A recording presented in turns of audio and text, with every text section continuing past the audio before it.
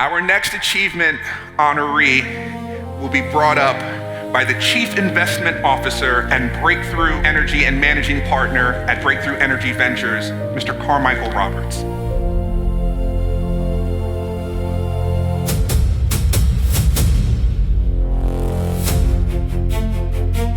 So I have to say, there's nothing more inviting to me than being around a whole group of hundreds of innovators. And I love that last comment of innovation can come from an individual. There's been a theme tonight that I think everybody has felt, maybe even over the last couple of days, and is very appropriate in these times, and that's the importance of collaboration. I think Rihanna said it well. She said it's inclusive. It certainly isn't exclusive. And if you think about who's here tonight, we've got multiple continents represented, countries, even from within the US, the number of states that are represented, the age diversity, the gender diversity, the diversity in topics. Collaboration is key, and the difference in approaches, opinions, all critical, and all the minds coming together. So you can imagine all of the innovations just coming out of this room. Adam, you know what the first gift that you gave us in being our honoree is allowing us to convene in your honor. So thank you for that. And it's true, it goes back to what he said, an individual can make a difference. And so we talk about collaboration, but let's stick with that word convening for a second. You know, collaboration doesn't happen unless you convene, unless you have at least two people, ideally even more. We just saw with Edison, he had 28, a posse of 28 of unique individuals all adding to the fundamental fabric of society and the innovations that we live and build off of today. And so convening is key. And think about how hard it really is to convene. I mean, we're in Fort Myers right now, and people have come from all around to be here. This is not an easy thing to do. And especially in the world that today, anything right now, we're more divisive in this very moment than we are convening and inclusive and collaborating. So this is really special what we have tonight, right? I mean, let's recognize that. And so if innovation is so important, you have to think and convening is key to innovation. It made me think even more deeply, like what really makes people convene? And there are two things that are really important if you're going to convene on something really important. One is, it's got to be that no matter what's going on, no matter how crazy the world is, no matter how crazy your own environment is, that, you know, that collaboration, that convening still happens. So that's one thing that is resilient.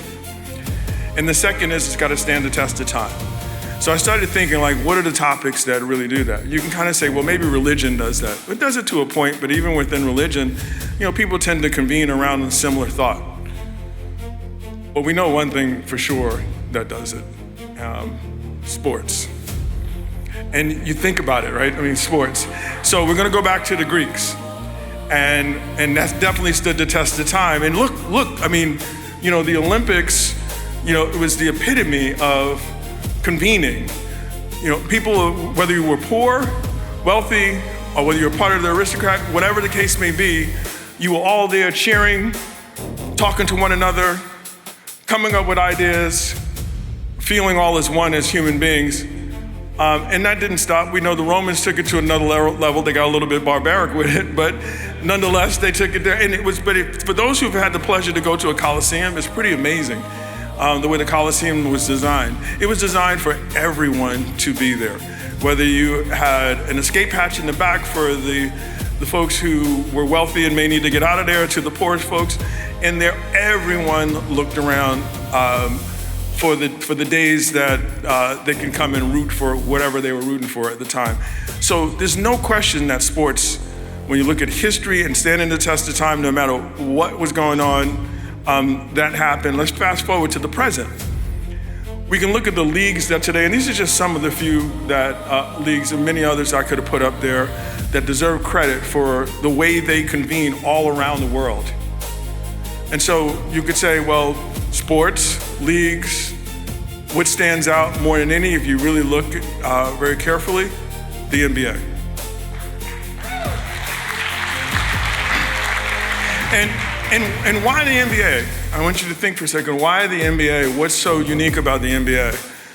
Well, let's think convening globally.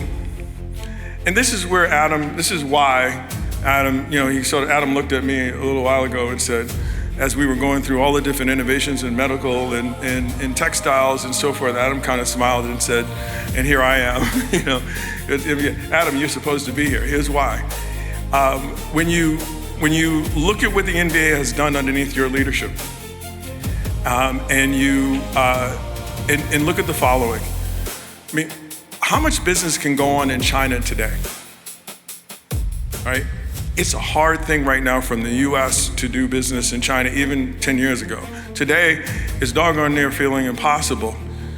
You know what the number one sport is in the NBA? In China right now? The NBA. You know who's a celebrity? I've been there with him in China, Adam Silver.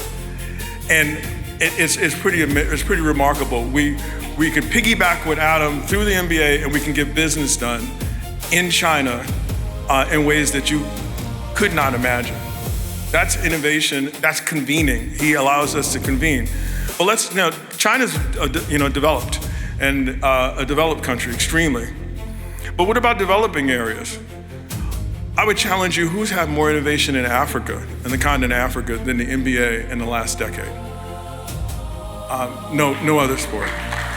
And that innovation creates jobs. It again breaks down barriers. And really, if you think about both the two continents I just mentioned, both in terms of China and in the continent of Africa, we're both exporting innovation, but also importing a ton of talent coming in this different direction. Again, business piggybacks right through there. And if you ever want to see a blueprint on how to do business in Africa, talk to Adam Silver. Let's keep going. Anybody who watched college sports at all, let's say the NCAA basketball thing, now this kind of hurts my heart. I'm a Duke alum, so I'm gonna leave that one alone, what happened to us. But I loved it, regardless of how terrible we lost. It was amazingly exciting. And if you looked at those college teams, how many of those college teams had players from all around the world on all these different continents, especially Europe? Now let's go to Europe for a second, especially Europe represented. That didn't happen by accident. The NBA has developed leagues that were just 15 years ago, nothing like what they are today in Europe. And that talent now is coming across, and that brings people together. Incredibly innovative, and a ton of business that centers around it. And more exciting was the women's basketball, to be honest. Suddenly the women's coaches and the women's players are celebrities, right? I mean, it's more exciting. You know where that comes from? That comes from the WNBA.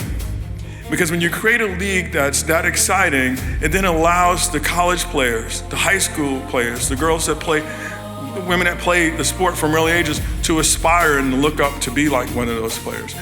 You know what Adam Silver did?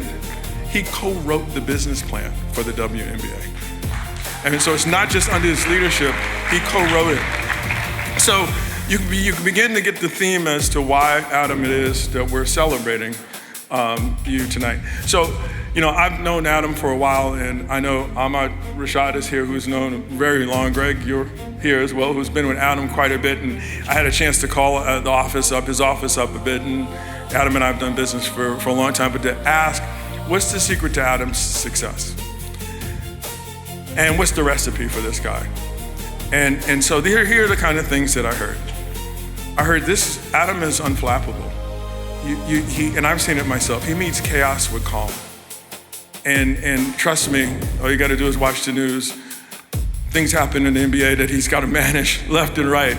But you never see Adam Silver lose his cool and lose his calm, right? Which is pretty remarkable as a leader. And you have to think about the NBA like a business. Like the NBA has over $15 billion in revenue when you look at the NBA and all of its affiliates. If you add up all the franchises, they're in aggregate over $170 billion in value.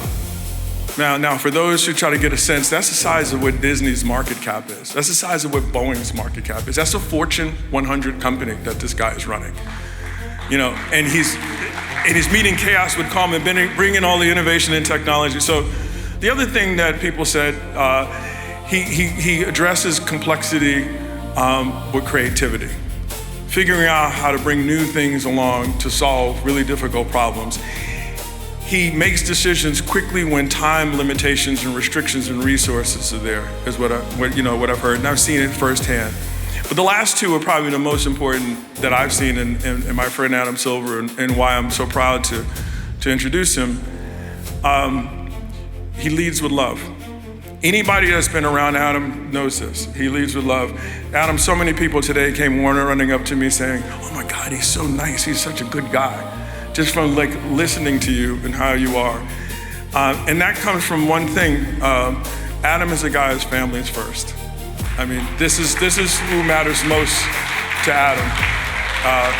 Unquestionably, I've seen it myself, Maggie and the kids. So, Ahmed, I gotta say, we were talking about you being a world-class athlete. In addition, you completely reinvented yourself many years ago to sportscasting. I've always been jealous, and where I've always wanted to say this one thing. Now I get my shot up here to say it like I'm Ahmad Rashad. I'm gonna say, let's roll the tape. Adam, please come and get your award. Ladies and gentlemen, Adam Silver.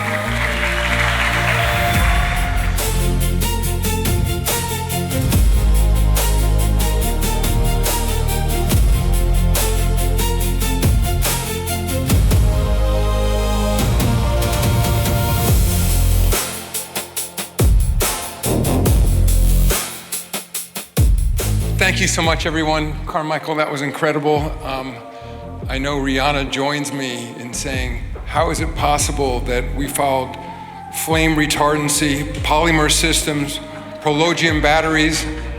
I know she and I had one conversation and said, it's hard to imagine that we fit within the Edison inventors, but it's a thrill to be here, and I can't think of anyone more fitting, Carmichael, than you to introduce me this evening. You're my dear friend, and I can't thank you enough for being here with me.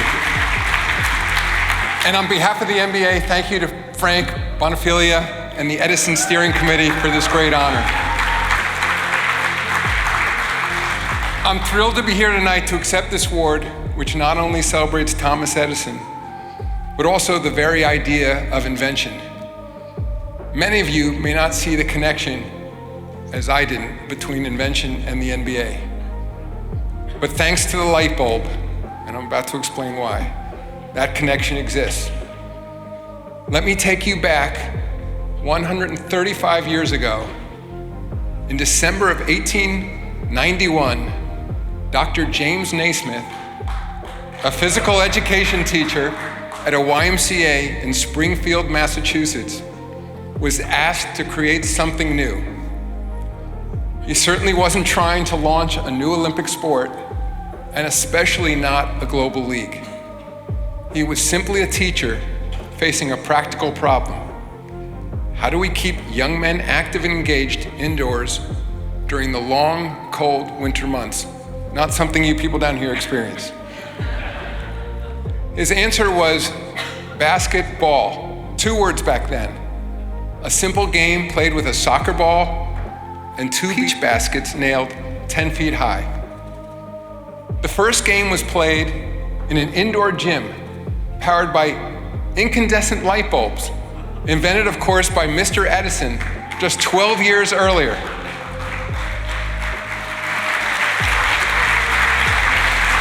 I searched for that connection. And the origin story of basketball matters. And this matters to the inventors here. The game did not begin with scale in mind. It began with necessity and imagination applied to a human problem. And with 13 simple rules written down in a gym and an inventor's mindset. That's not so different from what we celebrate when we honor Thomas Edison. Both men worked in the same broad age of American invention. Edison was helping create our modern technological world. Naismith was helping create our modern sports culture. One gave people new ways to see, hear, and connect across long distances, The other gave people a new way to gather, compete, and relate. Then something else remarkable happened. Just over a decade after basketball was invented, one of the earliest surviving films of our sport was captured. It was a team of young women playing basketball in 1904 at Missouri Valley College, which is in Marshall, Missouri. Footage was captured by, believe it or not, the Edison Manufacturing Company, another company created by Thomas Edison. Here was a new game, born in a Springfield gym, and made possible in part by Edison's light bulb. And a dozen years later, it had entered the new medium of motion pictures, again, also made possible by Thomas Edison.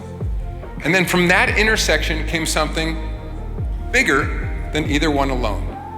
And that pattern still defines the NBA today. We're of course a sports league, but we're also a platform for innovation in how people experience community, and how stories travel, and how technology can bring fans closer to the game and closer to one another. Whether it's advances in media, global distribution, arena design, youth development, health and wellness, or the way we think about performance and recovery, basketball has continued to evolve because innovation never stops at the point of invention. That may be the most important lesson of all from Thomas Edison and James Naismith. Over the 80 years of the NBA's existence, we've seen innovations ranging from the creation of the shot clock and the three-point line to competitions like the NBA Cup and the play-in tournament, which is happening this week. We launched a women's league, a league in Africa, as Carmichael mentioned, and are now in the process of launching one in Europe.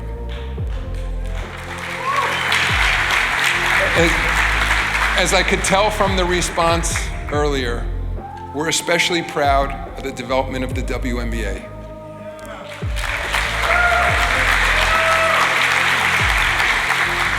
For many people, the WNBA feels like an overnight success. But the truth is that the NBA has been in the women's basketball business for 30 years now. Carmichael revealed a little known fact. I was the co-author of the original WNBA business plan 31 years ago. Now, for all you entrepreneurs and inventors in the room, I'll admit that we missed our financial projections by about 25 years. Had to witness 12 teams fold, but today it's a thriving league with record interest, ratings and attendance, and a market cap, believe it or not, of around $10 billion.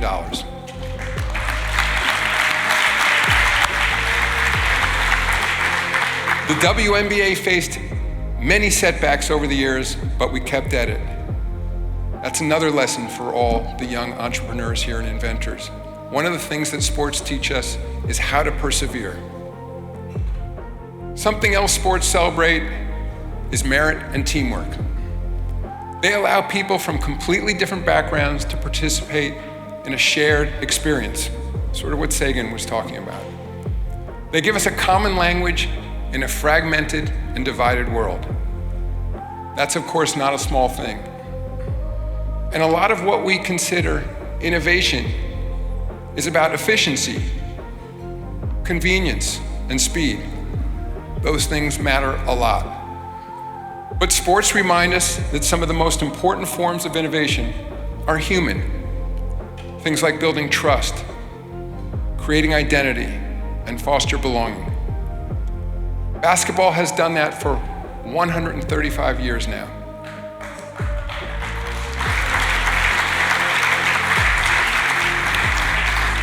It traveled from a YMCA in Massachusetts to neighborhoods, schoolyards, driveways, and arenas all around the world. It's followed passionately in big cities, small towns, and rural villages. And as Carmichael showed you, it's truly a global sport now. And yet its essence remains simple: a ball, a hoop, and the possibility that something magical can happen when people work together towards a common goal. That too is innovation. And in the spirit of Thomas Edison and James Naismith, it's also our responsibility at the NBA to keep experimenting. For us, it's about imagining new ways for the game of basketball to improve people's lives and bring us together. That's the promise of innovation. Not simply to make things newer, but to make them more meaningful. Thank you again for this honor.